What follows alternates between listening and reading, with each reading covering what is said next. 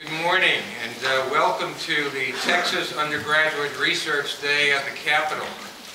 I'm George Martin, the chairman of the Independent Colleges and Universities of Texas and president of St. Edward's University. And I'd like to welcome you here today, and not only on behalf of ICUT, but also on behalf of the Council of Public University Presidents and Chancellors. Both organizations are sponsoring this event. I'd like to pay special acknowledgement to the faculty and students who have come here today. You know, you hear a lot about the problems in higher education, sweeping criticisms that suggest that students aren't learning anything in our classrooms today. But I think that these exhibits refute those claims. They demonstrate that our students are exploring new horizons through research.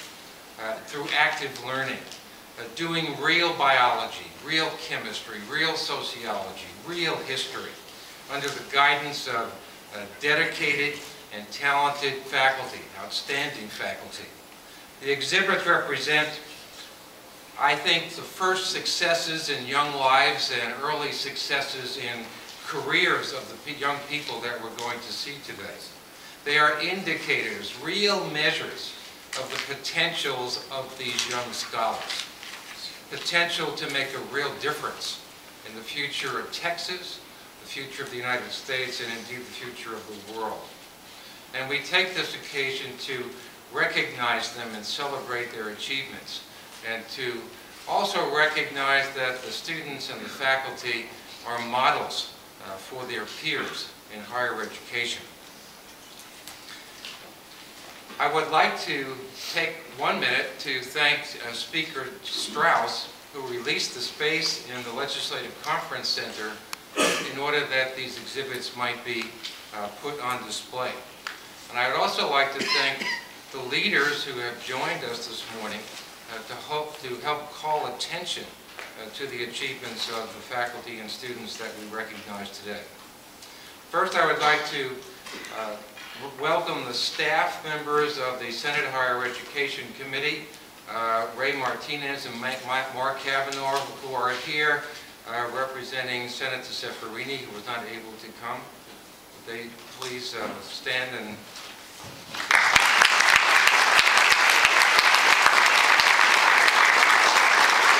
Next, I have the pleasure of introducing Representative Dan Branch, Chairman of the House Higher Education Committee.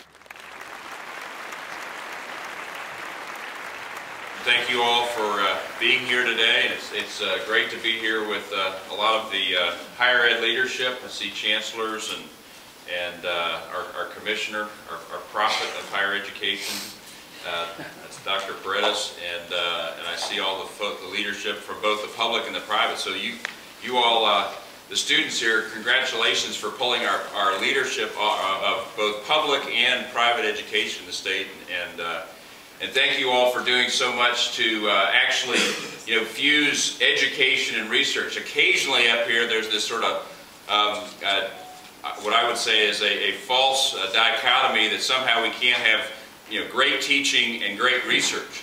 And so one of the benefits and hopefully serendipities of these programs is to remind everyone that, really good research is also really good education. And so thank you for taking time out from your days. I know it's really bad to miss classes. And come up to the Capitol, and I'm looking forward to seeing the projects. I understand 51 universities are represented here today, and we have 83 projects. I worked closely with my colleague in the Senate, Senator Zaffarini, on this project. We tried to expand the Advanced Research Program, will be known as the Norm Hackerman Program, a gentleman who worked really hard to push basic science research. And I know some of these projects are beyond the scope of basic science, but just the whole notion of doing research in Texas and also having the best ideas, whether they're public or private, that they have a chance to apply for grants. And so whether you're a student, a Texas student at one of our independent universities and colleges, or whether you're a student at one of our public universities and colleges, your teams have equal opportunity on the best ideas and ultimately get peer reviewed and have a shot at this sort of funding. So I'm really happy that we've been able to do that. Obviously, in the current budget cycle, you know, all these programs are going to be tested, and they're going to have to be measured by the elected officials and weighed against other priorities. And so I hope that your presence here today will remind those of us who are trying to make these hard decisions that research is important, and it is part of the learning process, and it is part of education, along with lectures and other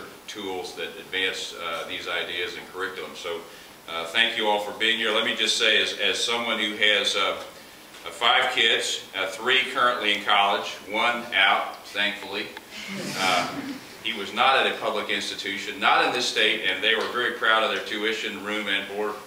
And so his mother and I are glad that we got through that institution in only 4 years. I encourage those of you who are going through that if you can reduce the number of victory laps,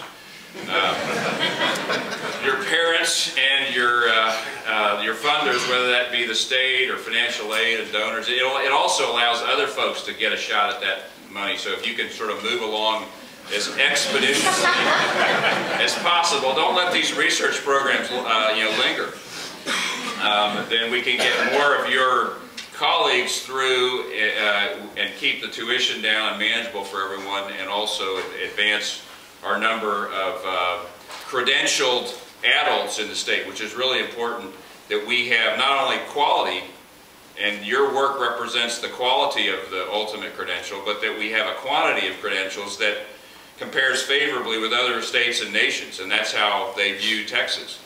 I was reading an article this morning. It was really frustrating and disappointing to me, and it was a foreign policy article. I don't always read foreign policy. I mean, I occasionally look at a People magazine that my wife has on her bed table. But, and I did see that Lady Gaga sort of came in some weird thing last night, although I didn't watch the game. But I was reading a foreign policy magazine, and the cover story is America in Decline, and this time it's for real. And I had to buy it because it really frustrated me to see this cover story, and you guys are going to make the difference to whether or not that story is true or not. And I don't believe it. And in fact, the article talks about how, well, we've said this before, but this time we think it's really real. And one of the arguments is going to be that we're going to fail to invest because of our fiscal problems. We're going to fail to invest in you all and in our future, and in education, higher education. And not in this state, not if I can't help it. So thank you for what you do. Thank you for what this means today. It really is symbolic of the future of our country, and that we do have hope, and that we aren't in decline. And this isn't managed decline. This is a rough spot, but this is also somewhere where our innovation and our technology and our great ideas and our aspirations for a better future, you all will ensure the future of the country. Thank you very much, George. I'd first of all like to add my congratulations to the faculty and the students here this morning for the work that you're doing. I know, as I'll explain in a moment, I know how much work you have to do in order to do strong research projects. I know how much of an investment students have to make, and I know how much of an investment faculty have to make to work one-on-one with students or work with small research teams to get meaningful work done. I should say that the kind of activities that are represented here this morning are close to my heart. It was some years ago when I was an undergraduate here at the University of Texas in Austin that I did a directed research project. I was an English major, and I did a directed research project with a faculty member. I went to college during the beginning of the Civil Rights era, and I got interested in the depictions of different ethnic and racial groups in American culture, particularly in American literature. And so I did a project that ultimately resulted in a publication. I was pretty impressed by the fact that I got what started as an undergraduate research paper published in an important journal. And it actually led me to decide to go to graduate school and get a PhD and ultimately become a professor and a scholar. I was a professor at UCLA for many years, and one of my favorite activities was I belonged to this research group that was looking at Latino and Mexican-American issues in Los Angeles. And we would put together a research team, and our goal was to look at communities that were typically considered to be blighted, to be high crime areas, and they were always portrayed in the press, both the visual media and the Los Angeles Times, in a very negative way. And our goal was to look at a broader inventory of what was happening in those communities to see if we could find something to build on. The idea was to look at, to use an asset model for examining communities rather than a deficit model. And we had, these were all undergraduate students, and we looked at healthcare issues. We looked at cultural activities in given communities.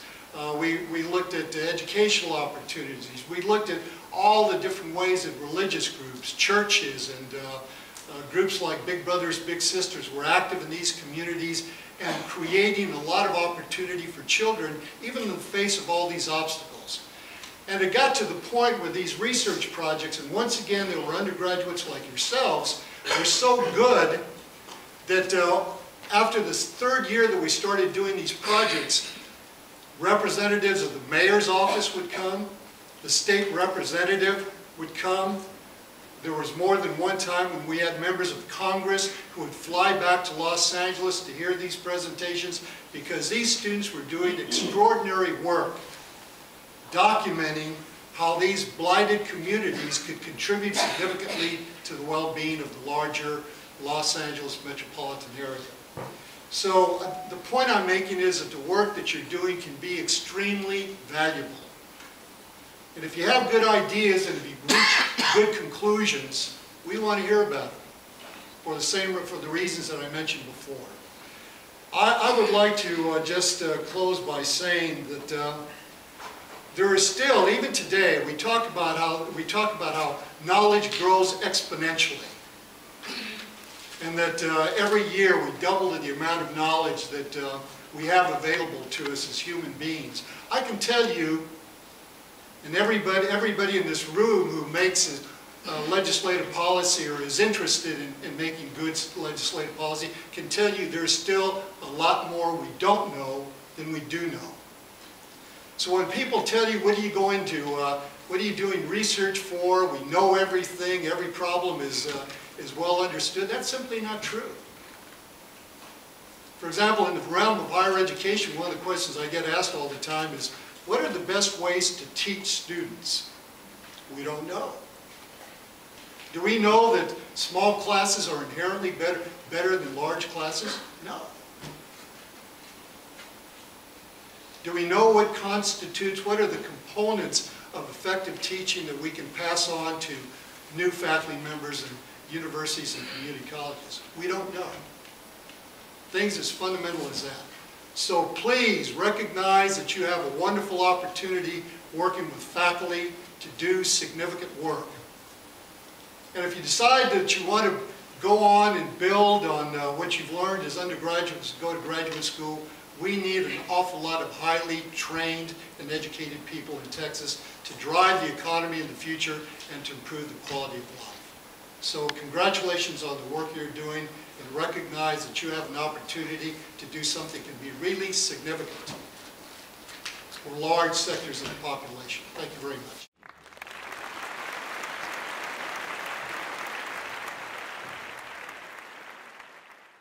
We need all of the institutions and all of the types of institutions that we have in Texas, serving students in the particular ways that they serve students.